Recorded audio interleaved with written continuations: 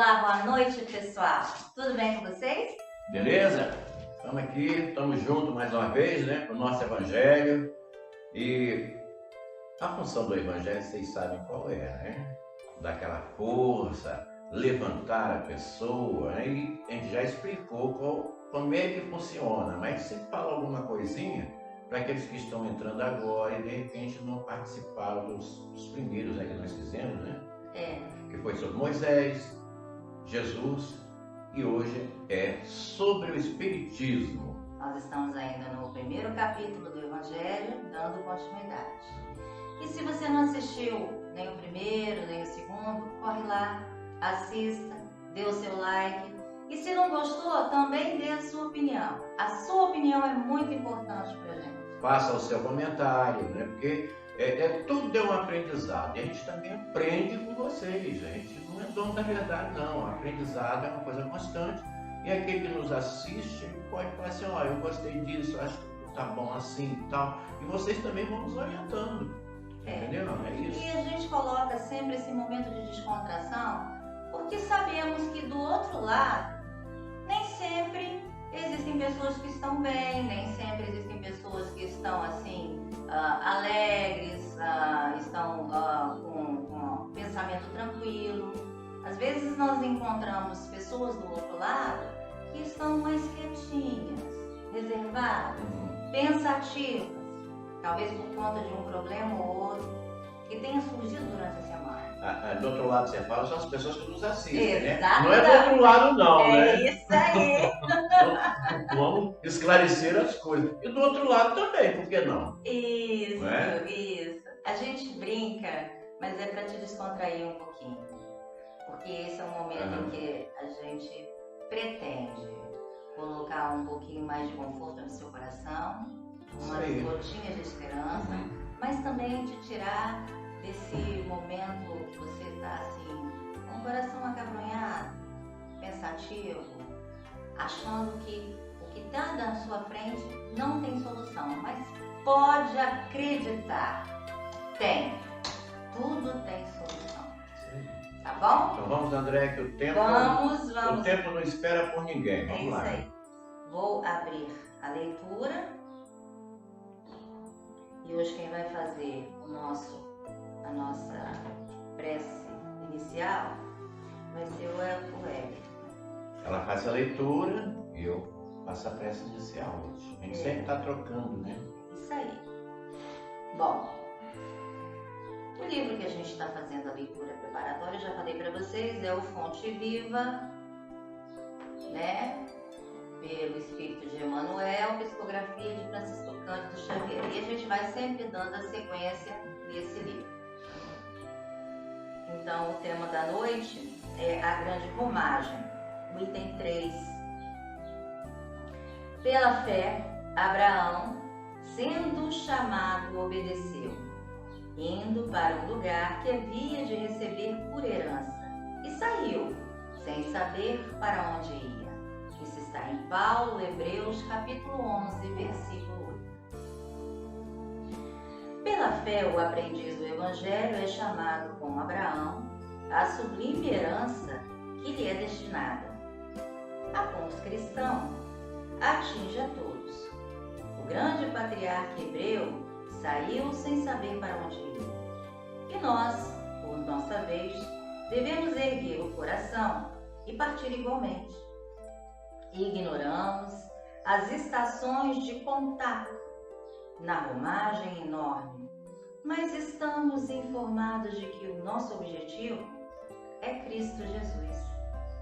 Quantas vezes seremos constrangidos a pisar sobre espinheiros da calúnia? Quantas vezes transitaremos pelo trilho escabroso da incompreensão? Quantos aguaceiros de lágrimas nos alcançarão o espírito? Quantas nuvens estarão interpostas entre o nosso pensamento e o céu, em largos trechos da senda? Insolúvel a resposta. Importa, contudo, marchar sempre no caminho interior da própria redenção, sem esmorecimento.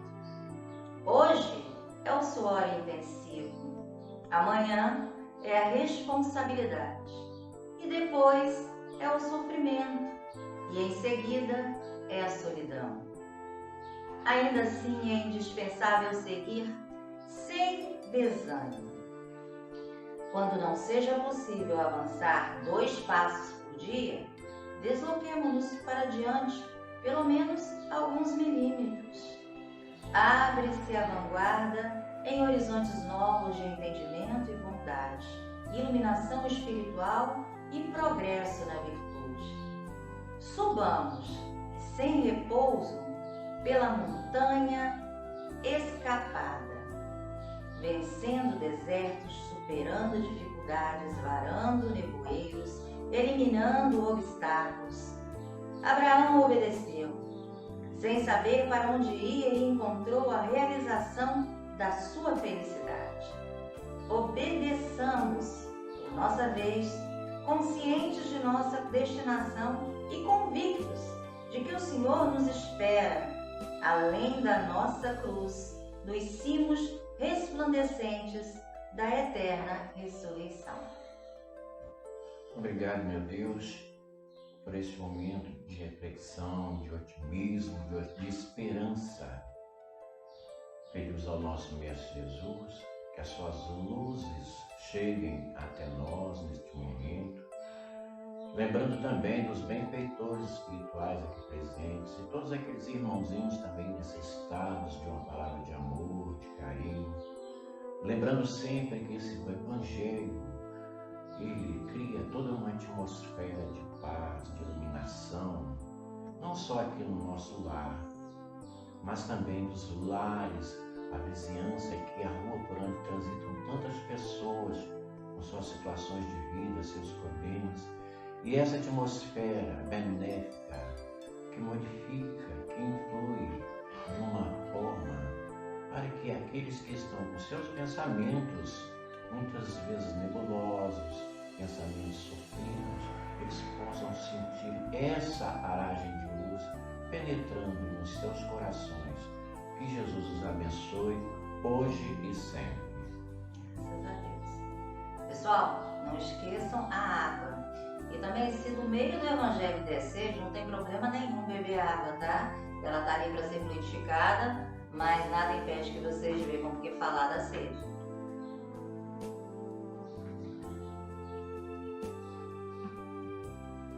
Então, eu estou chegando lá, tá? Cheguei. Que é o capítulo 1. Deixa eu só marcar aqui, você. Ah, tá. Marca aí para não se perder na próxima, né? Isso, eu espero. Nós ainda temos, começou mais ou menos 8h15, 8h45, né? Hoje o Blue de novo veio aqui, tá? Para poder fazer o... Companhia constante, exatamente, né? Para fazer o Evangelho conosco. Vamos lá no item 5 e o título é O Espiritismo. O Espiritismo é a ciência nova que vem revelar aos homens, por meio de provas irrecusáveis, a existência e a natureza do mundo espiritual e suas relações com o mundo corpóreo. Ele nos mostra não mais como coisa sobrenatural, porém, ao contrário, como uma das forças vivas e sem cessar atuantes da natureza, como a fonte de uma intensidade de fenômenos até hoje incompreendidos e, por isso, relegados para o domínio do fantástico e do maravilhoso. É a essas relações que o Cristo alude em muitas circunstâncias, e daí vem que muito do que ele disse permaneceu ininteligível ou falsamente interpretado. O Espiritismo é a chave com o auxílio da qual tudo se explica de modo fácil. A lei do Antigo Testamento teve em Moisés a sua personificação e a do Novo Testamento tem no Cristo. O Espiritismo é a terceira revelação da lei de Deus, mas não tem a personificá-la nenhuma individualidade, porque é fruto do ensino dado não por um homem, sim pelos Espíritos, que são as vozes do céu, em todos os pontos da terra, com o concurso de uma multidão inumerável de intermediários. É, de certa maneira, um ser coletivo formado pelo conjunto dos seres do mundo espiritual, cada um dos quais traz o tributo de suas luzes ao homem para lhes tornar conhecido esse mundo e a sorte que os espera. Assim como Cristo disse: não vim destruir a lei, porém cumpri-la. Também o Espiritismo diz: não venho destruir a lei cristã, mas dar-lhe execução. Nada ensina em contrário ao que ensinou o Cristo, mas desenvolve, completa e explica, em termos claros e para toda a gente, o que foi dito apenas sob forma alegórica. Vem cumprir nos tempos preditos o que o Cristo anunciou e preparar a realização das coisas futuras. Ele é, pois, obra do Cristo, que preside, conforme o anunciou, a regeneração que se opera e prepara o reino de Deus na terra. Andréia, é contigo. Ok. Então, aqui no primeiro item, no item 5, o que nós já temos de informação através de Kardec e dos Espíritos? Que os fenômenos espíritas, eles já aconteciam desde muito antes, tá? Do surgimento de Moisés, do surgimento das leis divinas através de Moisés, do surgimento do Cristo, tá? E do advento do próprio Espiritismo.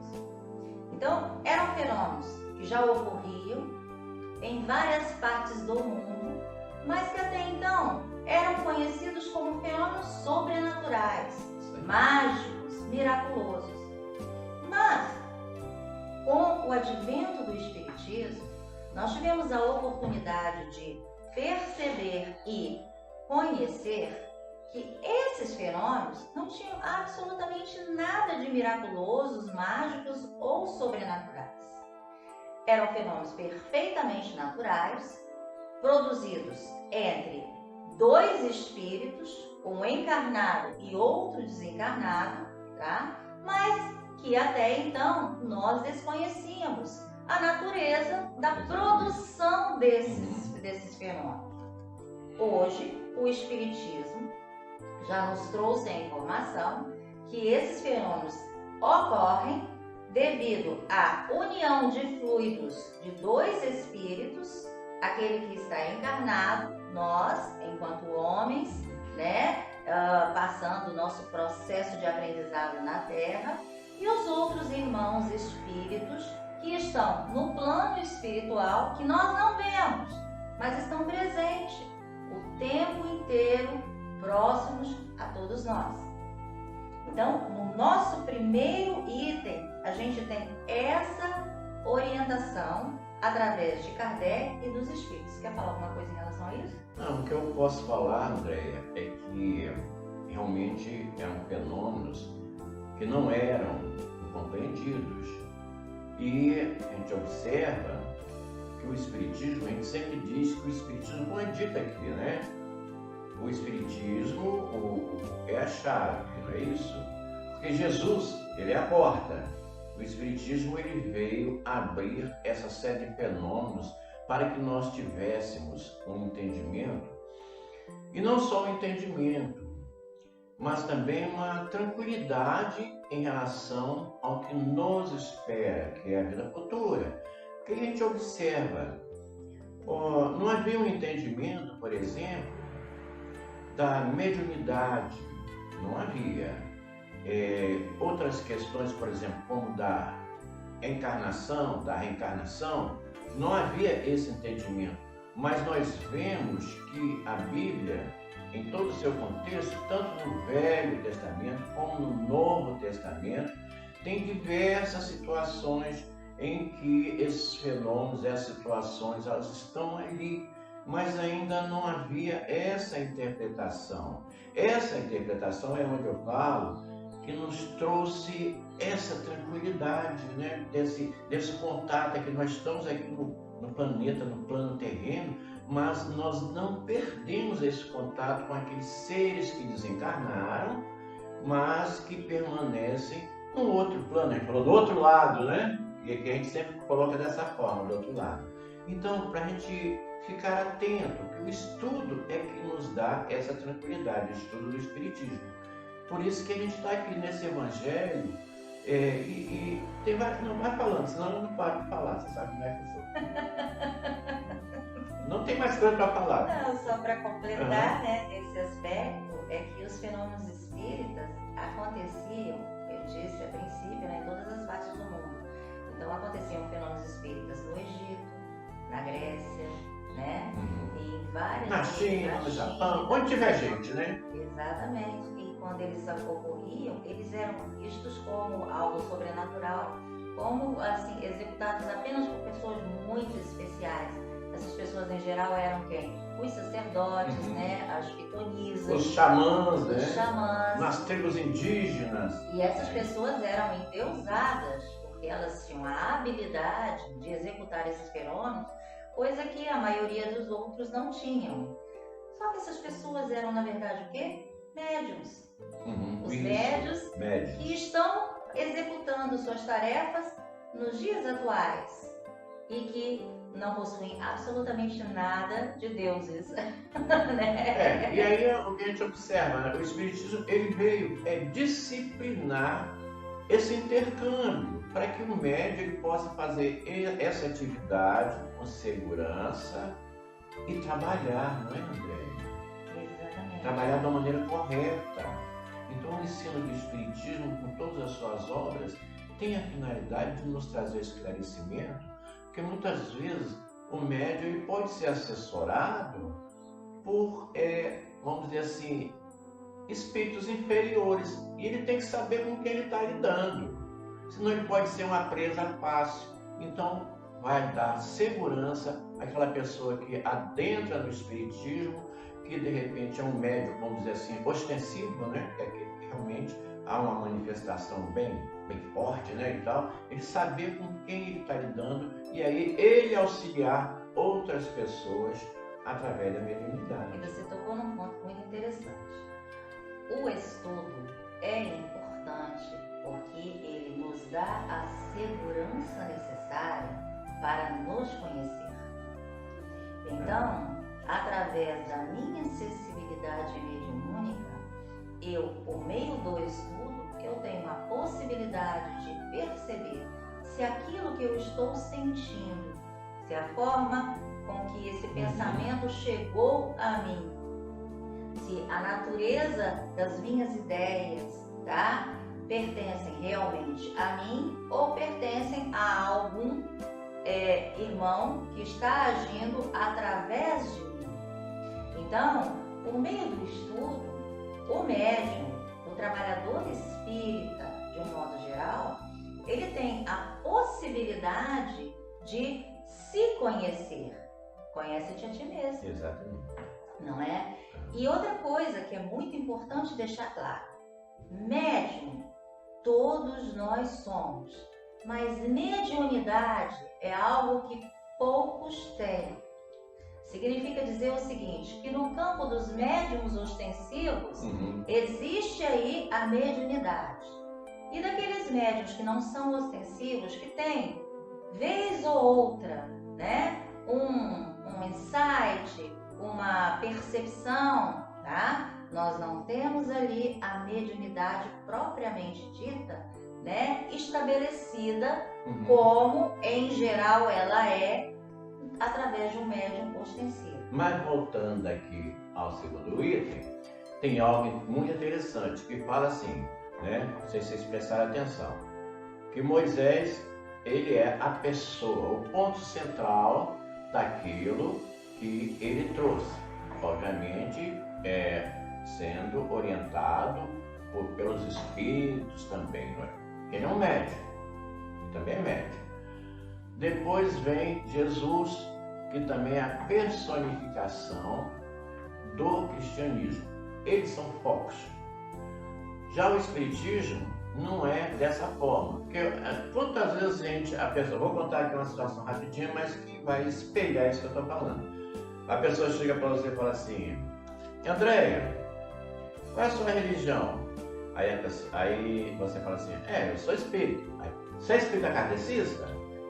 Não é isso? Boa. Mas isso aí dá uma oportunidade para explicar a pessoa Isso. que Kardec, não é? Ele não é a personificação do espiritismo. Ele organizou o espiritismo, que foram as vozes dos céus, vários espíritas que trouxeram para ele. Aí a pessoa diz: não, mas você não é espírita kardecista, não? Você é o quê? Você é candomblé? É umbanda? É uma oportunidade da gente explicar a pessoa o que é o espiritismo. Porque às vezes ela tem uma ideia falseada por informações inadequadas. Então, olha, aí te explica, não, Kardec, ele recebeu as mensagens e tal, ele escreveu lá e tal, né? Através das médias, aí vai explicando. Porque como o espiritismo surgiu, é bom, importante que o espírita saiba explicar isso. Porque às vezes ele é só um frequentador e às vezes ele, não, eu vou lá porque é muito bom, faz palestra, mas ele ainda não tem essa noção que ele aceita Kardec como se Kardec fosse igual a Moisés e igual a Jesus, não é isso? Não é. Kardec foi apenas o codificador. Isso, codificador. Ele organizou todas as ideias dos espíritos e aí, de uma forma muito pedagógica, ele nos trouxe o que é o Pentateuco Kardeciano. A gente chama Pentateuco Kardeciano porque foi ele que organizou. Mas todas as ideias que estão aqui... 5 obras, né? Exatamente, sabe? Todas as obras, todas as orientações que ele codificou são orientações dos espíritos. E aí, vale lembrar uma coisa. A orientação que Kardec nos trouxe vieram de onde? De vários espíritos. Vários espíritos. De vários médios, né? Através de vários médios, vários espíritos, vários centros. Exatamente. Então, o que aconteceu aí? Ele nos trouxe obras em que todo o seu trabalho, né? Não, outra coisa que eu ia falar. Eu com aqueles meus brancos, vai ficar difícil aqui, viu? Toda a organização, né, das informações que ele trouxe aqui pra gente, não partiu de uma só pessoa. Isso. Partiram de vários. Então, para confirmar e fundamentar tudo aquilo que ele nos trouxe, ele não se contentou em ouvir a mensagem de uma única pessoa, de um único médium, de um único centro. Porque você quer falar a universalidade dos ensinos dos espíritos. Muito obrigada. Era isso? Oh, meu marido, bom. Vamos junto. Aqui um completa o que o outro esquece, tá entendendo? Dá um branco nela, às vezes pode dar um branco em mim, a gente vai fechando, né? Então. Eu queria... Dá tempo ainda? Dá. Dá, né? Eu queria contar um caso muito interessante, né? Porque a gente... Conclui. Conclui o quê? Conclui, né? Porque às vezes as pessoas acham o seguinte, tá. que o espiritismo é baseado em fantasias. Não é não. Aqui nós temos todo um trabalho científico muito bem codificado. Nós tivemos uma pessoa que, com toda a sua formação acadêmica, porque Kardec era um cara muito inteligente, muito culto, era um professor brilhante, estudou numa das melhores escolas. Contribuiu na França com vários dos seus estudos. E várias obras pedagógicas, porque ele era inclusive um professor fantástico. Não era médico, hein? Exatamente. Mas o Kardec, ele teve o cuidado de, antes de produzir a sua primeira obra, que foi o Livro dos Espíritos, ele confirmar todas as informações.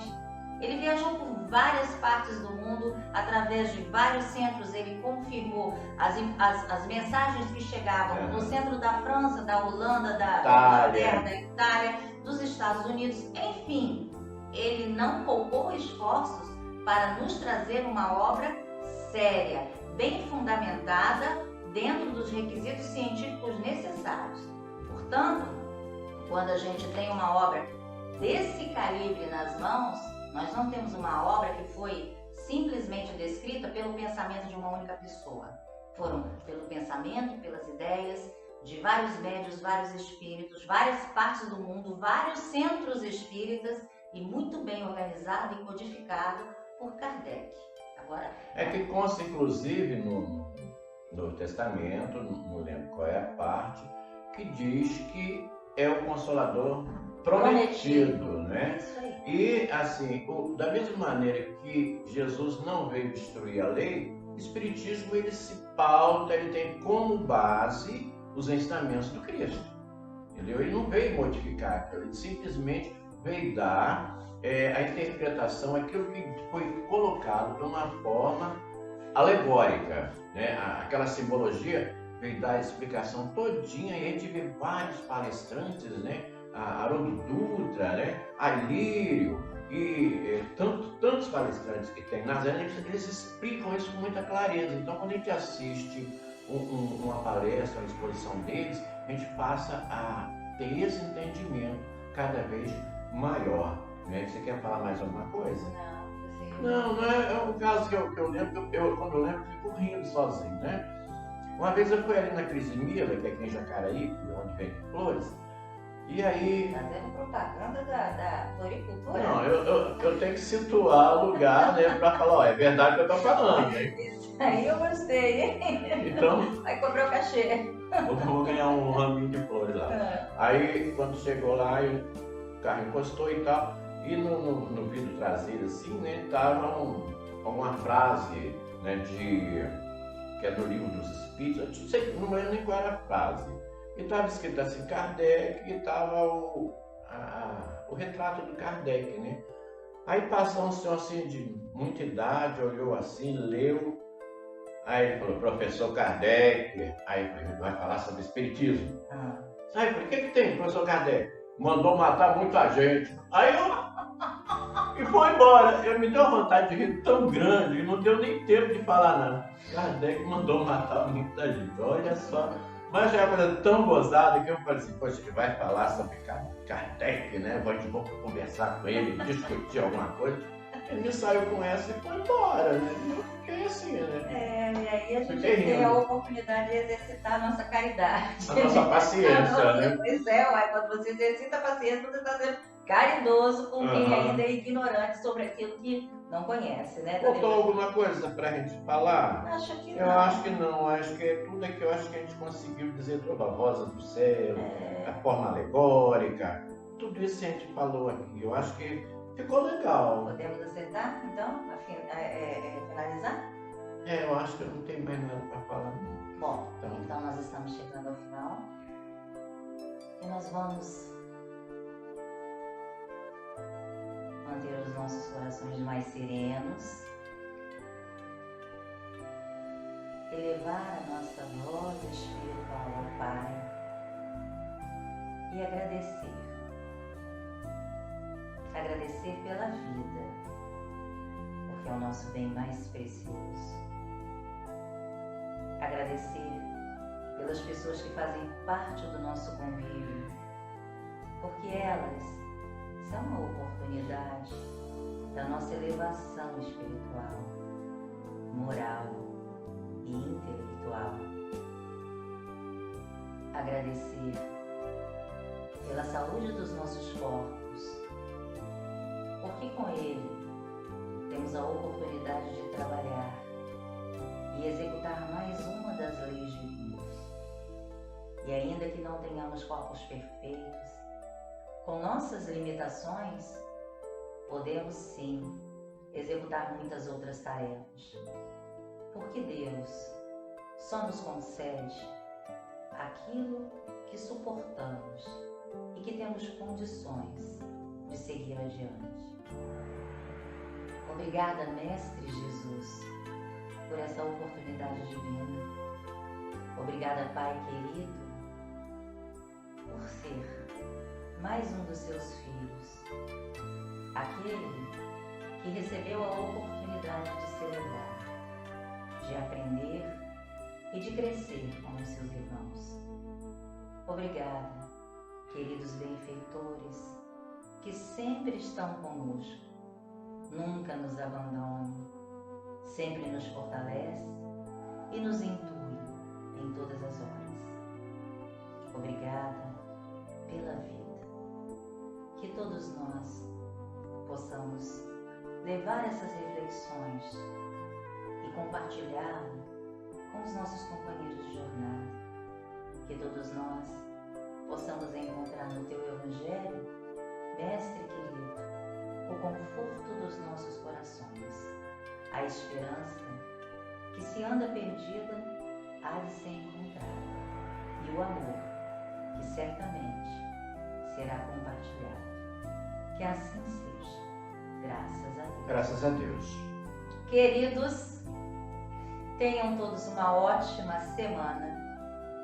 Muito obrigada por sua paciência e por sua colaboração e estar aqui conosco todas as segundas às 19 horas. Muito feliz por vocês. Hoje eu achei o Evangelho assim muito gostoso. O que você achou, né? Gostoso, leve, descontraído. E eu espero, aliás, nós esperamos, né? Nós esperamos que de alguma forma tenhamos contribuído para deixar o seu coraçãozinho um pouco mais leve. Vamos tomar a nossa aguinha e nos despedir com um grande beijo no coração. Tchauzinho. Fiquem todos em paz. Muito obrigado. Tchau.